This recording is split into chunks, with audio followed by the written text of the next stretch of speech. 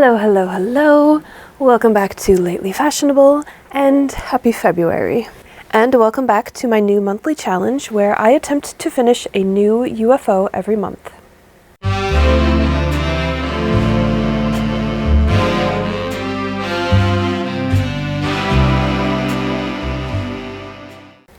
Once again, I did get this idea from Shelly of The Quilted Forest. You can find her channel up here. To recap, I have 12 UFOs, or unfinished objects, various projects, some of which I haven't technically started, so they don't really count as UFOs, but that's what I'm calling the challenge, so just bear with me, I guess. And as you can see, they are all numbered, and I will pick a new number out of the box every month and work on that project, hopefully finish it within the month, and then I get to show you what I accomplished in the previous month and draw the number for the next month. If you want to see what each project is, I have a video up here where I explain everything, and I drew number 6. And this was January's project. It was... Oh, that's weird. Where did it go? Oh, that's right. I did finish it, and I'm wearing it today. I am going to keep this sweater on because it is very cold in here. This wasn't just to deceive you. Also, I apologize if you can hear my space heater. I'm not turning it off. It is so cold. It's also snowing again. So I'm hoping that my microphone will filter out all of the ambient background noise and just focus on my voice. That's what it's there for, right? Anyway, yes, I did finish project number 6. So that is now no longer in the drawing for this month. And I did record working on this project, so I will play that footage now. Enjoy. I don't want to do this, but that is the point, isn't it? It is January 10th. I have not yet started on my UFO for the month, box number 6. I did find the cuff pieces, which were in a completely different box. So first let's take a look at how far I have gotten on this blouse and what needs to happen next. As a reminder, this is the pattern, and I'm making, instead of a dress, I'm making a blouse. But also I do have enough fabric I can make the skirt. I might make it as separates. I might make it as a dress. Have not fully decided. But anyway, here's the blouse so far. The bodice is already assembled. I already did the contrast yoke. I have no memory of doing it. I must have blocked it from my memory because it sucked. And I know that from doing the other blouse that I made from this pattern, which I do remember. But I did work on this while I was pregnant with my son, so maybe there's some pregnancy fog happening. Anyway, I've also already done the bound buttonholes, even finished them on the inside. Well done, past Chelsea. I got a lot done on this. I just need to add the sleeves. But clearly I need to put the cuffs on. And I'm at the bound buttonhole stage of the cuffs. And clearly I decided to do the same fabric, which is interesting because I found the scraps of the tan fabric that I used for the contrast, and thinking I hadn't yet done the bound buttonholes, I was thinking I should do those in the tan for, you know, some visual interest, but I guess I went a different route because these are all blending right in. So I ask you, what is the point of doing bound buttonholes if you can't tell that they're there? Oh well, anyway. So I've sewn the box of the bound buttonholes. Maybe I was going to film doing this so that I could make a video about it, which I'm now doing. So I just need to cut the slit, turn them inward, and finish those up. You guys, I got so far into this process, it's kind of insane. The sleeves are fully ready for the cuffs. That's the last thing, and then they just need to be attached to the bodice. I don't know if you can tell, but I did flat felled seams all along the sleeve seam. I was putting so much care into making this blouse, and then I just fully abandoned it.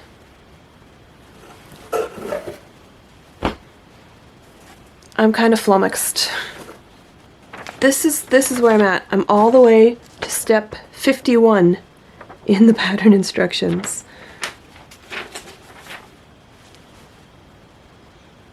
Insane.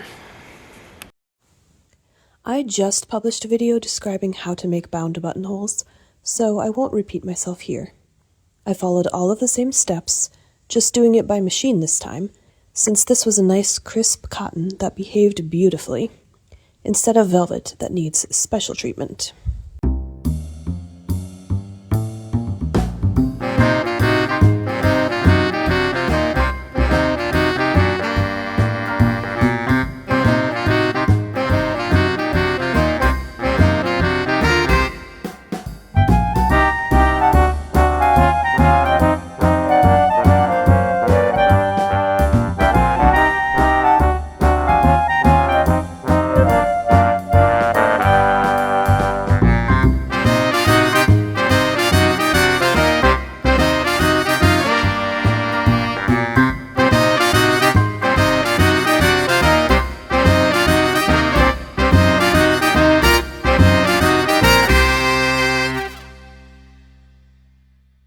Okay, it's a few days later, and I have finished the cuffs on both sleeves.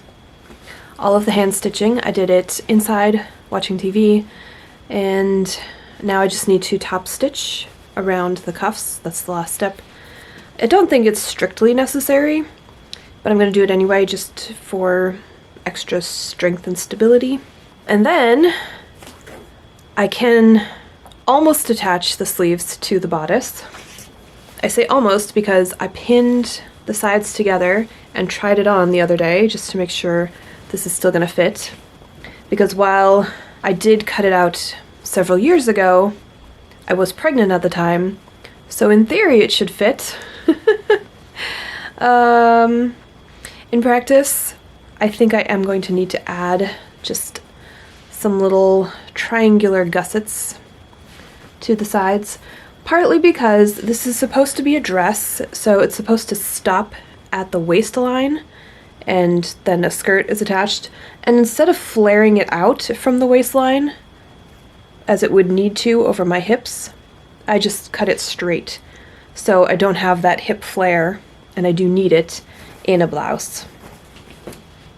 Because I made it long enough so that I can tuck it into a skirt, which is what I'm going to do. I am going to probably still make the skirt from this pattern. It's a cool pleated skirt, and I think it would be really cute, but I'm going to make it as a separate skirt. It'll have its own waistband, not attached to the bodice in any way. It'll be a separate blouse and skirt, but I can wear them together as a dress, or I could wear them separately and get more versatility that way. So I just need to do top stitching on the cuffs, add my triangular gussets at the side seams, which I think will blend in really nicely because this print is so busy. I can't even find the seam. I have to find it by feel. Where is the seam? There it is. You probably can't even see the seam. Can you? Okay, now you can see it. No one will be able to tell. No one will know. How would they know? I got curious about how much fabric I have left, so I'm going to measure it now. I measure yardage by the length of my arm plus my nose with my head turned slightly to the left. That's about a yard.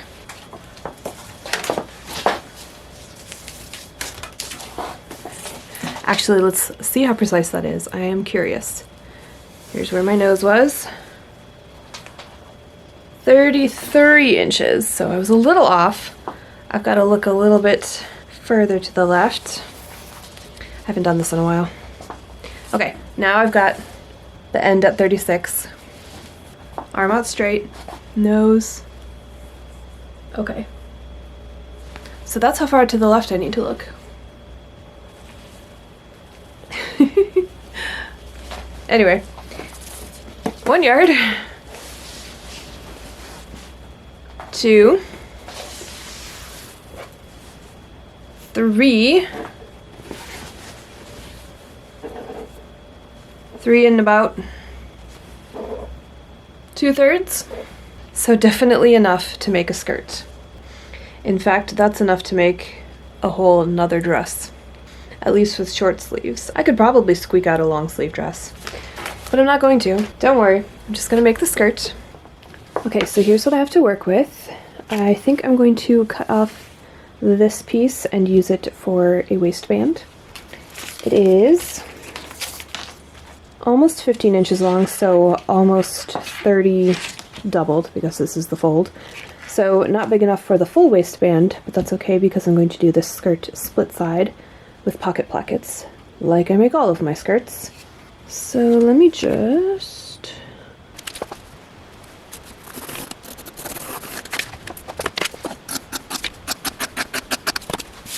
Might as well cut the next one too.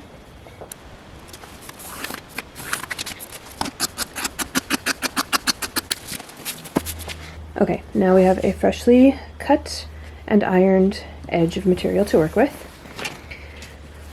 Now, when I cut out this blouse initially, I just used the selvage edge as the lower edge of the fabric so that I would not have to hem it. And I'm going to do that again here. So here I have the selvage edge, and I'll just line up the lower edge of my blouse, and then the top edge up here.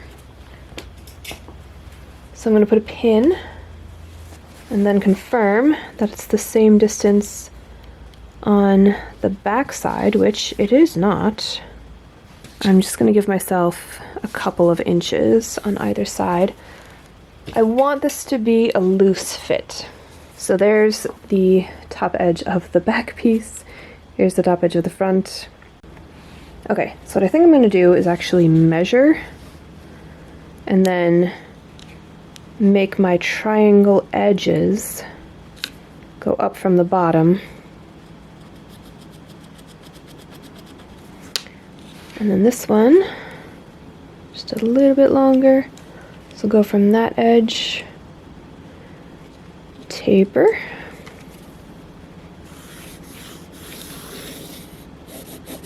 So at the bottom, they will both reach the selvage.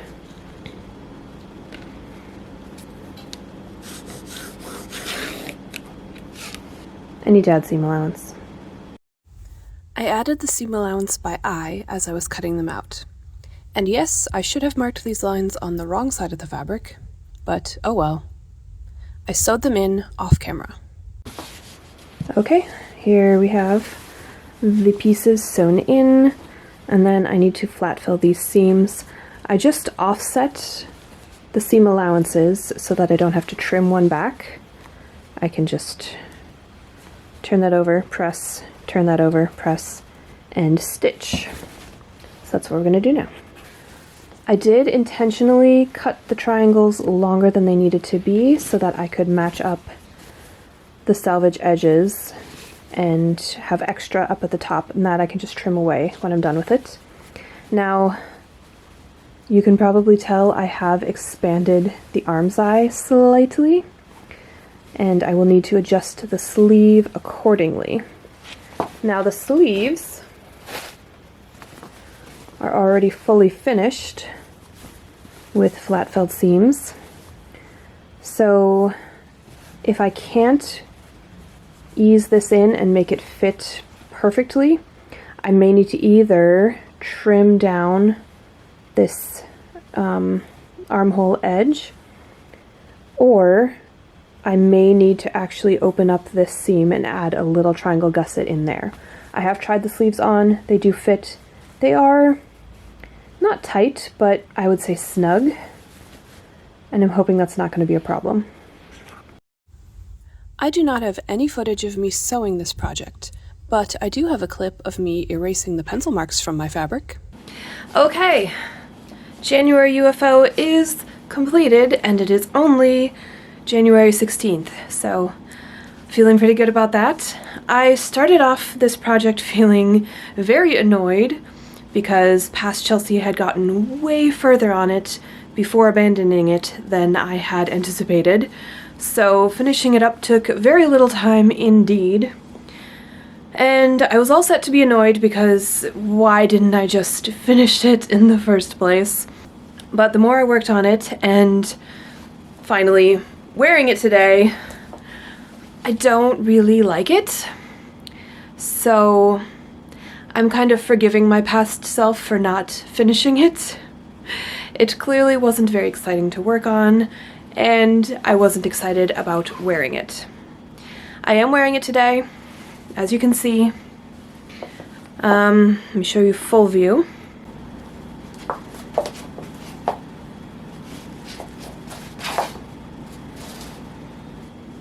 And there are just quite a few things that I don't really like about it. I think number one is the fabric, unfortunately. I like the floral print, and I think in another colorway I would like this fabric a lot better. If it were blue and yellow, I would love it.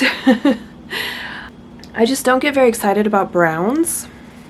So yeah, overall it just was not very fun to work on, so that was a big part of why I stopped, and clearly I wasn't looking forward to wearing it, so I think I can be excused for letting it languish as long as I did. I do plan to try to make it work. I have some other skirts that I want to pair it with, and I do want to make the skirt that it's meant to go with as a dress and try it that way, try to wear it as it would look as a dress, see if I like that better. But unfortunately, that's not the only thing I don't like. It's also the neckline. It feels very gappy, and it's not. Like, it fits fine, but it feels like it's loose. And unfortunately, the only way to fix it would have been to take it up at the shoulders, but that would need to happen before any of the construction. Let me show you. And I don't have to take it off to show you because I have the other blouse that I made from this pattern right here. And if you're sensing a theme, I've made two blouses from the same dress pattern and wasn't super happy with either of them. Probably because it's not meant to be a blouse, it's meant to be a dress. And maybe if I had just made it as a dress to begin with, I would have liked it better. Who's to say? So the yoke is attached all as one piece to the shoulder seam, well, to the neckline edge, so there's no way to alter the shoulder seam without taking the yoke completely off and altering both it and the shoulder seam, and that's way more work than I'm prepared to do. I will definitely never make this pattern again because this whole yoke thing was so fiddly and annoying, and I hated doing it. I don't remember doing this one at all. Completely blocked those memories. This I filmed and I vlogged about, and I hated the entire process, and I remember that, but it just feels a little too loose and uncomfortable. Also, my bra straps keep slipping down, which just means I need to put strap guides in there. Last thing, I think the sleeves are too long and or too tight. I think if they were a little bit poofier, it wouldn't matter that they're too long, but as it is, they just kind of bunch up funny. I like how tight they are. They're not too tight. They're not even really snug. I have good range of motion. My arms don't feel restricted in any way, but they just kind of don't look right. So, but I finished it. That was the goal. Like I said, I am going to try it with at least 2 other skirts I already own. My green wool skirt and my blue wool skirt. I think both would go with this nicely. There is a little bit of blue in the floral print that particular blue skirt would bring out really nicely, I think. I wish it was more comfortable because I need long sleeve blouses in the winter to keep me warm. But all in all, it is done. I can check it off. January UFO complete. Now, I do still want to fix a couple things about this blouse, namely the sleeves being just a bit too long. I think if I take just a little 1/4 inch tuck on each sleeve up at the bicep, that will shorten them just enough so that they don't look funny the way they bunch up around my forearm right now. And I think the print is busy enough that that tuck won't really be noticeable, and if it is, it will look like an intentional design element. At least that's the hope. And I do still want to sew in strap guides for my bra straps because that does annoy me. I haven't done that yet. And I think those 2 fixes will make this blouse more fun for me to wear. At least that's the hope. I do like the blouse much better with this blue skirt that I'm wearing today than I did with the brown skirt I wore it with initially. And I have some other different colored skirts that I plan to try it with in the coming weeks, and I'm hopeful that I will like it enough to wear it regularly. Now, I did make a start on the matching skirt that would make this basically a dress, but in 2 pieces, and I do intend to finish that. I had planned to finish it this past week, but then we got a lot of snow and my kids were out of school basically all week, so I had no time to come out here to sew. Also, as I mentioned, it's been very cold, and I try not to waste a lot of electricity heating this space when I'm not using it, so then when I do come out here, it's even colder. So I do plan to finish that skirt, and I will update you next month with how that went. In the meantime, it is time to pick a new number for February. What'll it be? What'll it be? 12! Okay, I know which one that is. It is the Mary Quant dress, and also the standalone bodice of the wrap dress that I started, and I got to the point where I need to finish and attach the sleeves. It is otherwise basically done, I think. I have a pin here indicating I was probably going to put a skirt hook for the wrap to attach on that side, and then I've got these ties for it on the other side. We'll have to try it on, see if that still fits me. And then that was a wearable mock-up for the actual dress, which I started from this blue and white linen petticoat that I got from Colonial Williamsburg. And I think I got as far as sewing the bodice lining together. Nope, not even that far. I think I marked all the darts, and then because I hate sewing darts, I stopped. But yes, this is February's project, which is a little disappointing because it will not be warm enough in February to actually wear this dress. I will be able to wear the bodice because it has 3/4 sleeves, so I mean probably with a cardigan over it I'll be able to wear that. But regardless, I'm going to finish it. That's the plan. So tune in next month to see how far I get on this one. If you enjoyed this video, feel free to give me a like, and if you want to see more, definitely subscribe, and I will see you in the next one. Bye!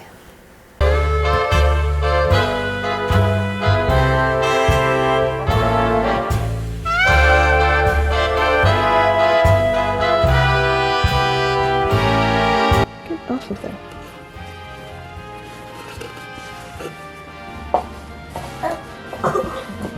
Oh, I forgot to. I will be able to wear, ow, I forgot there was a pin.